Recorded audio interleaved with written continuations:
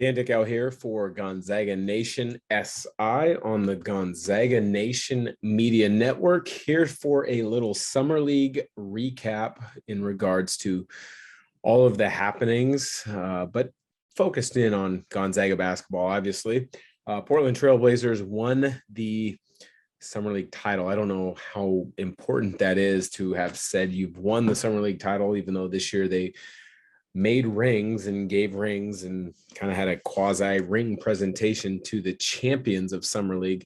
Doesn't make a whole lot of sense, because really what Summer League is all about is individuals showcasing their ability to play at the next level if they're not under a contract, whether it's for a professional team overseas, an NBA team, a G League team here in the States, or it's for an organization to really kind of focus in their efforts and development processes on their young guys that they have the rights to, whether they're just drafted, whether they're first or second year guys, or whether they're guys that they drafted a year or two ago, stashed in Europe, want to get a closer look at them. So Summer League is really not about team wins and losses. It's about individual growth as well as organizational growth. And so with that, look at it from a Gonzaga perspective.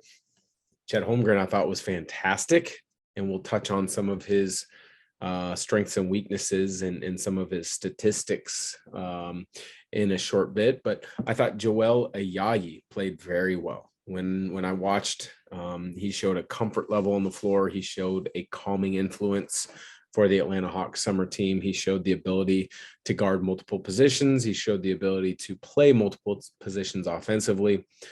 He's one of those guys where if you just watch him once, he might not stand out and you're like, I want that guy. But if you watch him in a game's entirety on a number of occasions, you're going to start gravitating towards, hey, he's tremendous on the glass. He's in the gaps defensively, although he's not a lockdown defender one-on-one. He's the ball doesn't stop with him. It's not a sticky ball when it gets into his hands. He quickly moves it and makes decisions.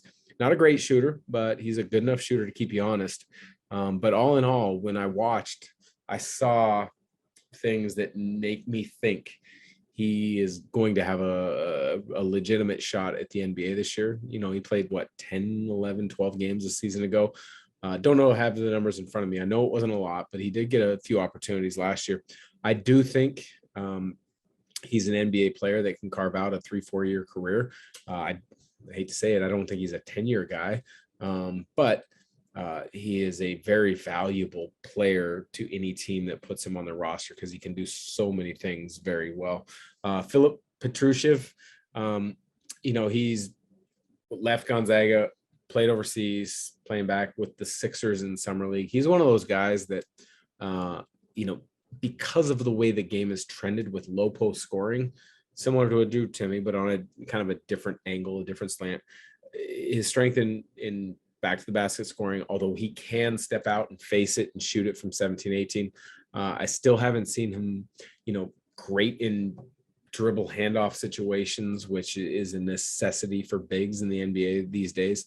But when you look at his opportunities in regards to the Sixers roster, and he played okay in Summer League. I didn't get a chance to see him as much as the other guys. But when you look at the Sixers, so much of a young free agent or a young second rounder that a team has their rights to, like Petrusev with the Sixers, you have to look at how that roster is built and how that team has structured contracts, who's the bulk of the money is going to, and what position the bulk of the money is going to, and who may be ahead of that player at your position. And I see an opportunity for Petrusev.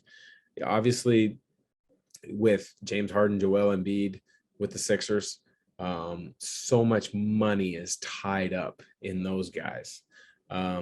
Tobias Harris, so much money is tied up in those guys that you're trying to find skill guys, roster spots on the cheap. And if Petrusev is able and willing to kind of slide into one of those roster spots at a league minimum, maybe with an option, a team option for the second year, I think you're looking at a real opportunity for Petrusev to crack that roster, because I do think he's skilled enough. He's got the size. I think he's a good enough athlete to play at the NBA level. But again, it's so much of making a team when you're kind of in that zone, I guess you could say, in your career or level, skill wise across the world, is fit. It's all about fit.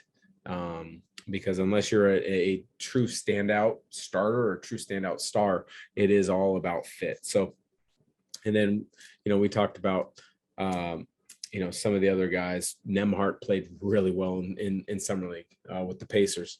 I don't see a situation where he should be sweating it out leading into training camp. Tyrese Halliburton's a great point guard. Obviously, he's going to be one of the cornerstones that the Pacers build themselves around. But I see a great opportunity, depending on what the Pacers do in the kind of the secondary free agent market, that Nembhard may be that second point guard when training camp kicks off. And that would be tremendous opportunity for Nembhard. I'm pulling for him for that to be the case. But anybody that follows the NBA closely or has experience and knowledge and knows how it works, you might look like that backup after Summer League, but there are a lot of those secondary free agent pieces that have yet to be determined in free agency. So we'll see how that plans out. And then Chet, he played himself. He played well, showing himself definitely worthy of the number 2 pick. But really, I quickly wanted to kind of take a look at Chet and those top 5 picks and how they responded, how they played, how he stacks up. If you were to look at the NBA draft 3 weeks or so later, after all the summer leagues wrap up, and what the thoughts are. And to be honest with you, if you go back and look at it, I do agree that Paulo is the number 1 pick. He showed tremendous skill. He showed tremendous passion for the game. He showed tremendous IQ, competitiveness. Only played 2 games before Orlando essentially said, enough's enough. We've seen it. We believe it. We're glad we picked you. Shut it down for summer league, and let's just focus on skill work leading into training camp. So if I were to reslot the draft today, Paulo would be number 1. Chet continues in my mind to stay number 2.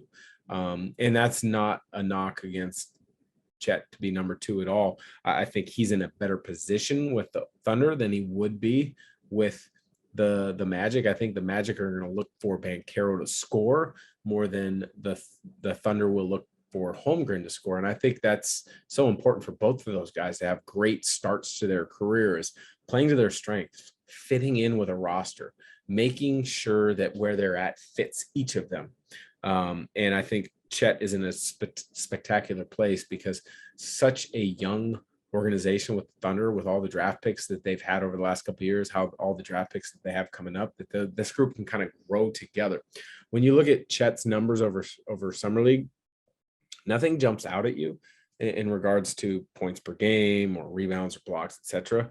But when you look at everything across the board, he has an impact in every category of the game. And I think that's what makes one of the reasons that he's so unique and he's going to be so valuable. He's not going to be a 25 point per game scorer in my estimation. Could he do that? Maybe. But he brings all the intangibles on the court, I think, that are going to impact winning in the long run in the NBA. He brings the defensive effort, the defensive intensity. He brings the defensive versatility. He brings the ability to stretch the defense with his shooting. He brings the ability to make plays for others with his ball handling, his vision, his passing.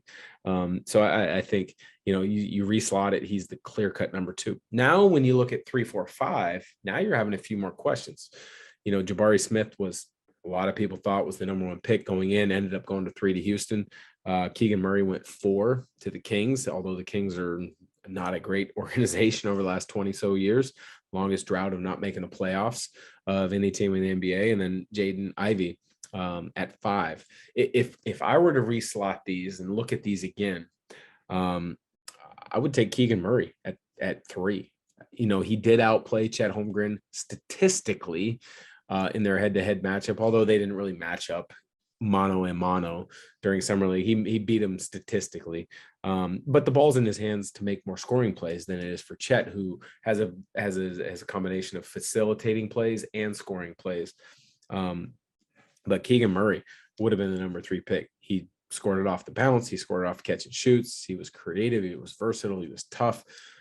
He showed more versatility and athleticism than I remember when I watched him this year with Iowa. So I would have him slotted at the number 3 pick.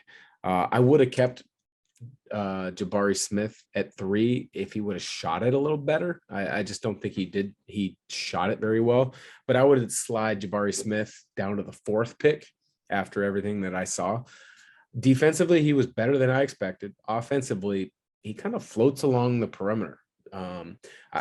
He's looking for shots, but he's not searching and hunting shots. He's got a good release. I don't think it's a great release. So overall upside, I do think he's got tremendous promise, but I really thought Keegan Murray played better in summer league than Jabari Smith. And then I think Jaden Ivey was great at the 5th pick. I mean, I think Detroit got a steal, because if he falls to you at 5, that's a no-brainer. You take him. He played really well in stretches at summer league. I thought at times he forced things, but he comes from that Ja Morant, Russell Westbrook, Allen Iverson mode of always being in attack mode. And so I think there's going to be a learning curve for him in his game of how to adjust to the NBA level. I think he's got the skill, he's got the athleticism, he's got the competitive spirit that he's going to be a really good pro. It's just going to take a little bit of time to harness it and learn it and figure it out, how it fits into the NBA game. So all in all, some great stuff watching the NBA Summer League. If you're a Gonzaga fan, you had to have been excited for seeing Holmgren play well, Petrushev play well, Nembhard play very well, and then Ayayi get some chances, and I thought he made the most of them. So for Gonzaga Nation SI, I'm Dan Dickau. Thanks for checking us out on the Gonzaga Nation Media Network.